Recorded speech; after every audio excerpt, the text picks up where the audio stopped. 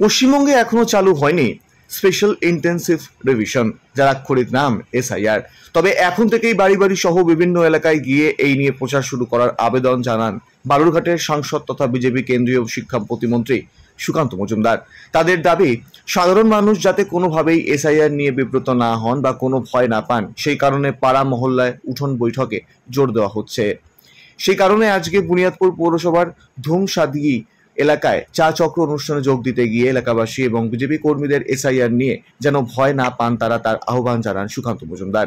বিহারের পর পশ্চিমবঙ্গেও 26 বিধানসভা নির্বাচনের আগে নির্বাচন commission special intensive revision SIR কার্যকর করার প্রস্তুতি শুরু করেছে বলে জানা গিয়েছে। তবে রাজ্যে এসআইআর এর তীব্র বিরোধিতা করে চলছে শাসক দল তৃণমূল কংগ্রেস। অপরদিকে ভোটার তালিকার ভূত তাড়াতে এসআইআর প্রয়োগের পক্ষে জোরালো সওয়াল করে যাচ্ছে গেরুয়া শিবির।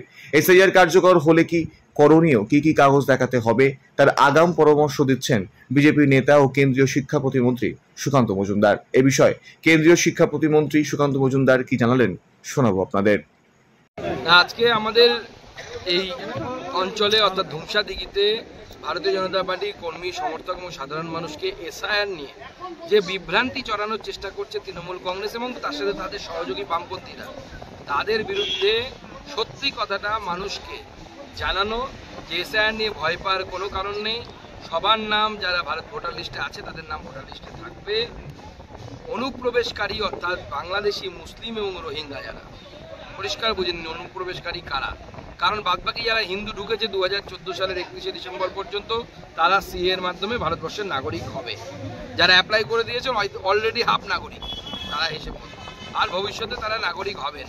অতএব এই অনুপ্রবেশকারী অর্থাৎ বাংলাদেশি, মুসলিম এবং রোহিঙ্গা, তাদের নাম ভোটার লিস্টে থাকবে না। বাদবাকি ভারতীয় মুসলিম হোক, ভারতীয় হিন্দু হোক বা উদ্বাস্তু বাংলাদেশি হিন্দু হোক, সবার নাম ভোটার লিস্টে থাকবে। বুনিয়াদপুর থেকে অমিত মন্তর রিপোর্ট, কুলিক নিউজ।